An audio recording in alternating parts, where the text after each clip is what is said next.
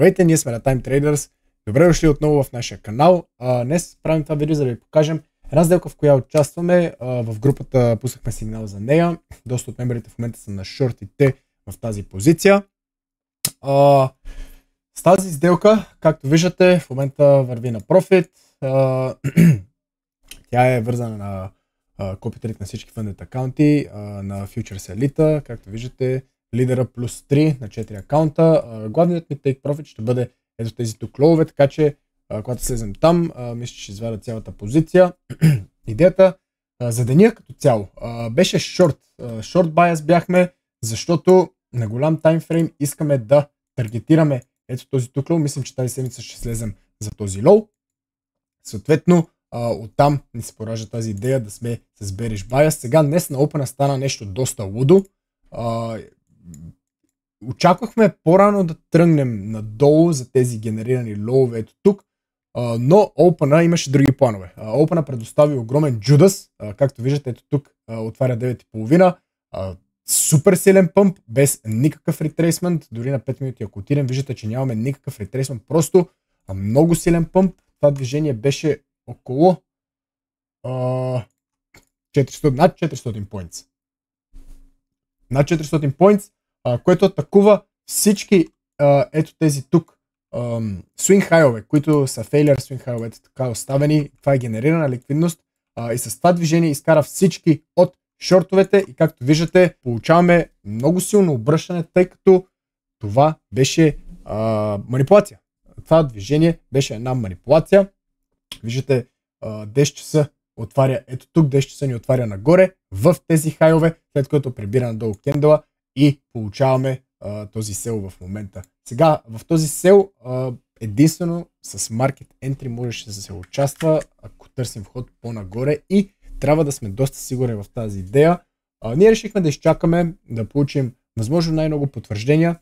Вече след като бяхме тук долу, беше ясно, че ще се върнем за тези лоуве. Не случайно 9,5 генерира този лоу ето тук, без да вземе swing лоуа, буквално го остави за няма и 4 points, 3 points.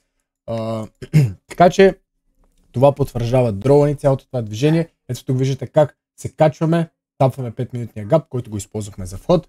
Стоп-лоса първоначално беше ето тук отгоре, но след като получихме този дроп, преместихме го на swing high, не трябва да се връщаме там и виждате в момента, че 12 часа предоставя това деливери надолу. Така че, както казах, главният таргет ще бъде тези лоуве ето тук.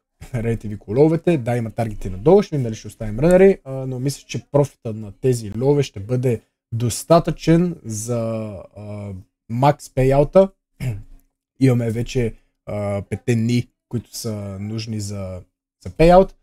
Вдигнали сме акаунтите, така че ще може да реквестнем максимум пейаута на Futures Elite от тези 4 акаунта, което мисля, че е $1300 на акаунт. Така че гледаме около 5000 и малко долара пейаут. Следно, нека изчакаме, нека видим какво ще стане. И така.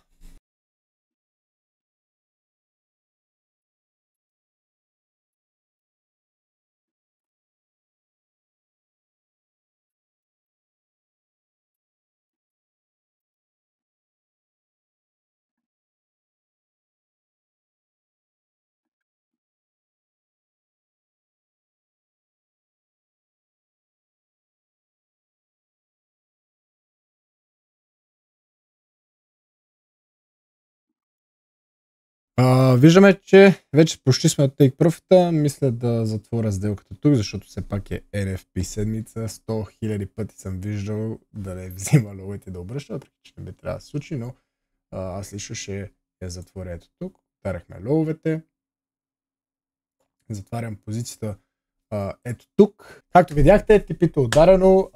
Както и казах, ще затворя тук заради NFP седмицата. Виждате какво се случва в момента.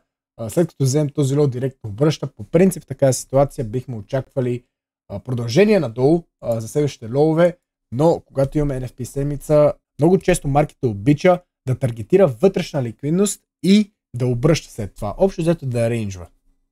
Съответно, тук ни беше достатъчно на нас, за да направим макс пейаута на тези акаунти. Нека сега погледнем статистиката. Преди бях забравил да го включа, за да се вижда чисто ясно, но ето виждате в момента баланса на акаунта е 52 061 долара, което ни позволява вече да направим пейаут от тази фирма. Профита за деня, трита вързани акаунта, ще натиснете тук, за да видите хубаво, че са funded акаунти. 1, 2, 3, 4. Това тук е evaluation акаунт. Взели сме го него днес, за да опитаме да го минем, може би до края на седмицата или евентуално другата седмица, за да го вържем и да стакнем вече 5 funded акаунта. Това ни е целта с тази проб фирма и да се опитаме да направим възможно най-много пейаути от тях. Нека погледнем и какво се случва в групата, след като ударихме типито, ги тагнах всички. Ето тук може да видите, както и профита за деня на 4 акаунта, които ви показах в момента на funded акаунтите. Тук виждаме, имаме 523 долара профит, 186 долара профит, 2233 долара профит. Тук имаме 488 долара профит и тук продължаваме надолу с чата. Мисля, че търсят продължение надолу в цената. Още преди това им написах, че главният ми таргет ще бъде тези иколове. Даже ще го извадя ето тук в чата, за да се вижда. Ето тук връщам нагоре в чата. Главен таргет са ми Relative Equal Lows, както ви показах ето тук, ето тези лоуве. Така че до момента седмицата върви супер, месеца върви супер. Ще видим как ще останалата част от месеца.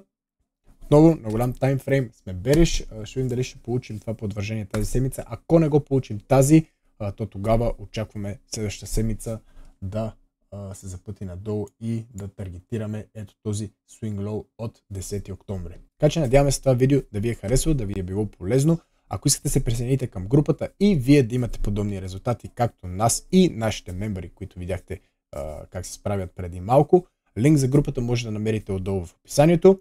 Абонирайте се за канала, натиснете камбанката, за да не пропускате нови видеа, когато ги пускаме, и ще се видим в следващото видео.